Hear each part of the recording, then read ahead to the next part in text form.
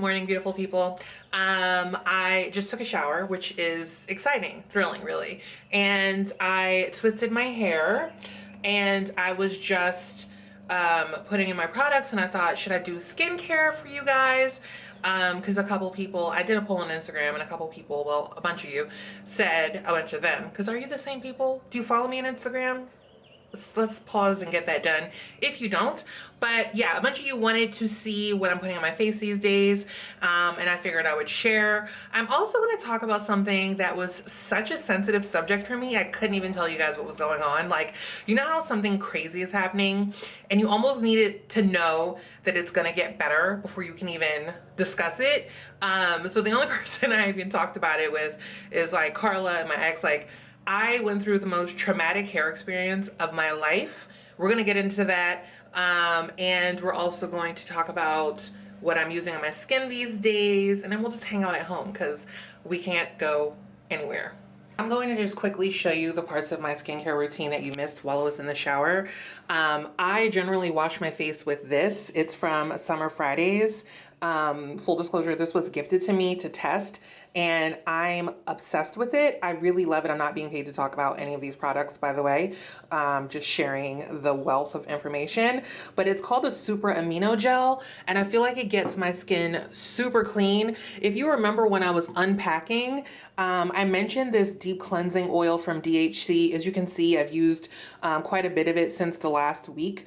This is amazing. Nothing takes my makeup off like this. And as far as oils that I've tried, this is to me even better than the Boscia, and it's a fraction of the price. So that's great. So these are two things I use daily. The Kate Somerville exfoliating cleanser. I use this probably every other day so far, and I'm loving it. I've tried it in the past because I had the travel size and I loved it. The Laneige fresh calming toner, as you can see, is almost gone because I love it that much. It's really good. It calms my skin down, and it's kind of like your skin's first drink of water. Okay, I found a way to prop you guys up. So now we're gonna do the rest. I've cleansed and I have toned, and generally it's cleanse, tone, serum, hydrate, oil, right? So the serums that I'm using right now, one that I can't show you because I'm like, where is it? I think I stuck it in like safe place, Kelly. You're gonna need this before you unpack, and now I don't know where I put it. Is my Caudalie. It's the Vino serum, Vino something. I'm gonna link it below. You guys, this is critical. It's a little pricey. It's actually very pricey, I'm sorry. It's pricey, but this Caudalie serum, one of y'all recommended it to me in my Instagram DMs because I had like a little travel size that they had given me, and she was like, yo, go buy the full size right now. There was like a sale happening at Sephora, and I did. It transformed the texture of my skin. And I know that it's this one product because when I do not use it, there's a marked difference in how my skin looks. It's like a radiant serum, but there is some kind of witchcraft in there, y'all. Get involved if you can. My skin, the texture is hard to see now just because the lighting's good. But I don't have like acne, but there's just like a fine little difference happening because I can't find my damn Caudalie. I'm literally about to just buy another one. Then there's this, which I use like all the time. As you can see, the the typeface is worn off. It's from Youth to the People, and it's their hyaluronic acid. So if you don't know, hyaluronic acid is like the ultimate moisture for your skin. I'm a huge fan of this particular one because some of them feel sticky and this one does not. So big fan. Make sure you know, wipe up and all that.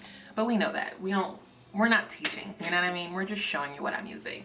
And I also use a vitamin C because I have this beautiful streak of brown from some non-sunblock wearing days in my 20s, especially when I was on vacation in Jamaica. Literally, this spot happened, I saw it happen, and it never faded. So that's fun. So anyway, vitamin C serum helps with dark spots, and it's great for like evenness of your skin tone. So especially for people with pigmentation, like unevenness in their actual skin tone, vitamin C is great. And this one from Ole Henriksen, as you can see, it's like down to here. I use it all the time. I actually realized I should pause that music because we don't need to be copywritten. I hope that wasn't too loud in the background. So those are the serums I use. I have other ones, but in the morning, I don't go absolutely bonkers. And then for a moisturizer, I'm living for this. I'll show you how much I'm living for it. It's almost gone. Such a sad time. I use the white one for daytime and the purple one is heavier. So I use that when I feel like extra dry, especially like at night.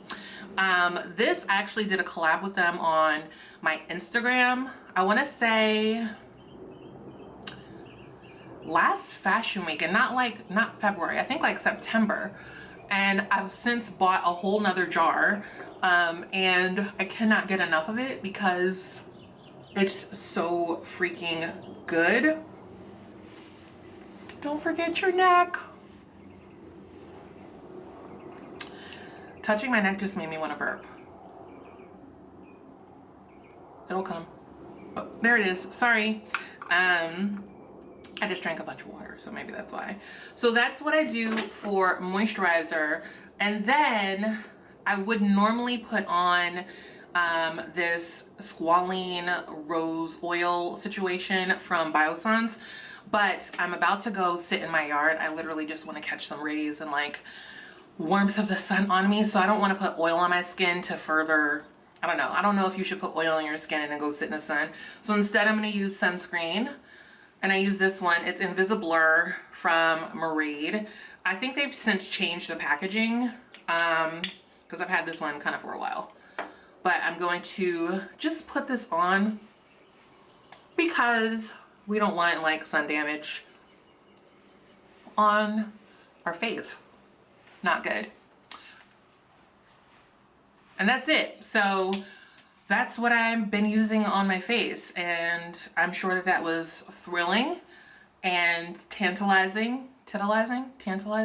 Are you tantalized or tantalized? Leave a comment below. Okay, party people, let us get into this hair tale. So I moved from New York to California. We know this.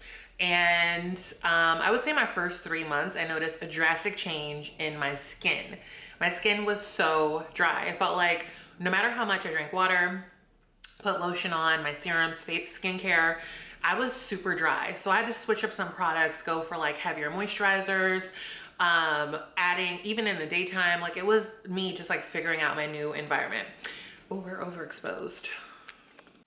Better. Okay, so I think around July is when it happened. I started to notice my scalp was turning up. Like it was just extremely dry, like white, visibly white dry. And I was like, what the heck is happening? Backflash, not fast forward, rewind. Well, what are words? Rewind. My entire life I've had a dry scalp. I've had like the tiniest touch of like dermatitis, which is like, it's related to your gut health really, which is what I've come to learn.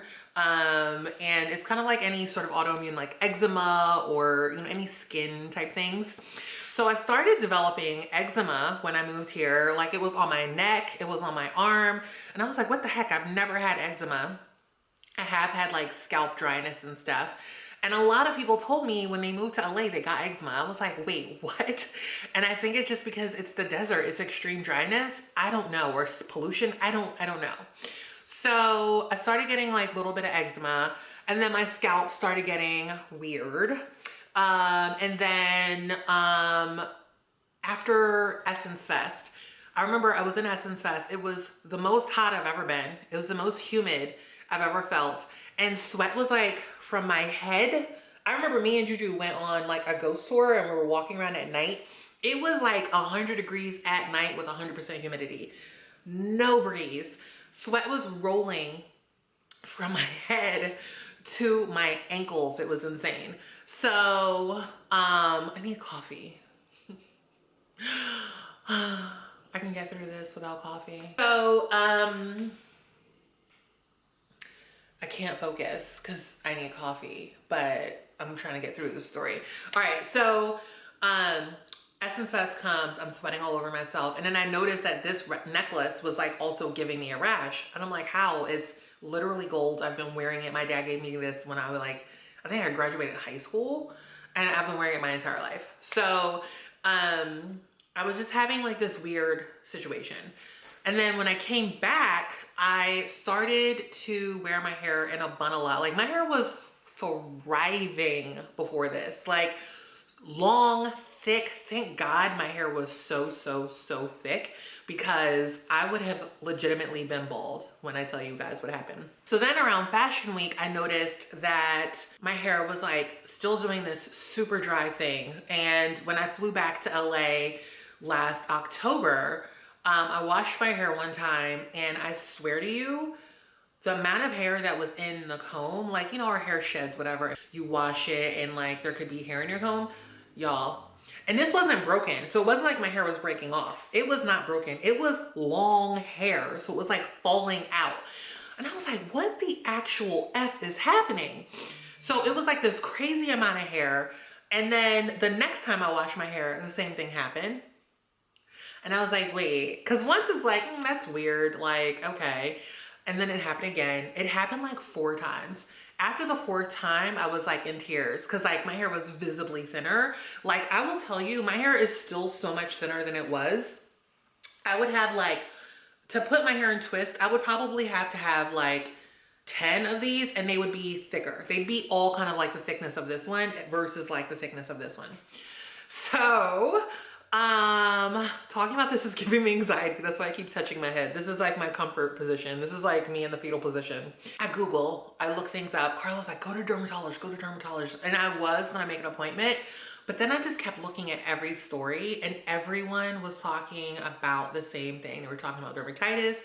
They were talking about they went to the dermatologist and they just gave them some cream. It didn't really do anything. It like sort of fixed the like top layer of the problem, but not really fixing it. And everything is aggravated, of course, by sugar and the things that we eat, and working on like your gut health. So I started looking at like natural ways to get this to stop, and then also topical things to put on. So for the eczema, I was using like Derma cream and like Aveeno eczema cream, and my neck cleared up like pretty quickly. I think it was a combination of like diet stuff, because like I was eating things that I don't normally eat, and just not the dryness, the environment, everything that basically everything that I looked up that could be wrong, it was a perfect storm. Traveling, going from extreme humidity to heat, etc. So what I did was cry, and I would be on the phone with Carla like, oh my God, like my hair is so thin, what the hell? And I will be telling you the truth to say, like, first of all, right here was like bald, like it was see-through. Right here, you can see how it's short. This was gone, y'all. It was gone. So my hair, thank God, is long, and triple thank God, my hair was so thick. I will put in some photos. Like my hair, I have a ton of hair, a ton. Like when people braid my hair, they're mad. I have a big head and a lot of hair. They're like, bro. And I'm always like, I don't want too many braids. And they're like, ma'am, your head is 3,000 centimeters. Plus you have every possible hair to own. So like your hair is too thick and your head is too big to have like 4 braids. So you need to chill. But thank goodness, because through the shedding, my hair was thin. But if I had like an average amount of hair, or if my hair was naturally thin, y'all, I would have legitimately been the Crypt Keeper. Like I would have been like a zombie with like sparseness everywhere. I immediately started like taking probiotics and working on my gut health, making sure that I was eating like fermented foods, like your kimchi's and your sauerkrauts or whatever. I remember Dr. Oz talking about this years ago, like fermented food is good for your belly. Else. So yeah, my hair was crazy thin. And then I also was reading like for the topical part of what I was supposed to do was obviously just keep it hydrated. And they were like, do not use hair like products, you know, like curly creams and whatnot. Y'all, I have a curly afro. Me with no product is not even an option. So then that's when I started going back to wigs. I found a cute one. I was just like, look, we're just gonna be out here. I don't know when this is gonna be over, like whatever. Late last fall, I started wearing wigs because it was just a way for me to protect my hair without using products. So literally just do oil and like some hydrating stuff. And also in the beginning of the, like in the disaster phase, I legitimately had to wash my hair every couple days because it was flaking so bad. It was like flakes, dryness, and itching. And I needed to wash it like every couple days and just gently detangle. When I tell you, I wasn't even combing my hair, because if I combed it, it would just be so much hair. So I was like finger detangling, like just treating it like a newborn, like so gentle. Months later, thank God, like my gut is under control. I haven't had any skin issues. I have lots of short, sort of like fuzzy pieces, and it's just because it's literally growing back. I use a combination oil. It's my own concoction. I'm not a genius. I read this somewhere, but castor oil, as we know, is amazing for helping your hair grow. So it's castor oil, jojoba oil, and vitamin E oil. I'm sure there are other oils and lotions and potions that you guys will want to suggest to me, because everyone loves to suggest. Feel free in the comments to let me know if you've ever experienced anything like this. But yeah, it was wild. I was not here for it. And, you know, I don't think I'm a super vain person, but my vanity is certainly lies in my face and my hair. And I was beside myself. Like, I was upset. I wanted to share that tale because I was like, my hair is looking so good. I should tell my friends what happened to me. Because, you know, like literally when you're in it, it's too hard. You're like, I can't even talk about this. I can't, like, let me just deal with this quietly until I can wrap my mind around this. I need to process, and then I'll share. So she's growing back. She's long, she's healthy, she's thriving. Oh, why did I put this here? I have a scrunchie literally on my head. Well, not a scrunchie, but like a hair tie.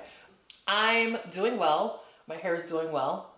And I hope that you guys are doing well, literally. Why was this on my head? I don't know. That's it. This was rambly, but I just had to get it out. Listen, this is a story. Hopefully you can get through it. I'm going to organize a little bit, but I'm gonna end the vlog here.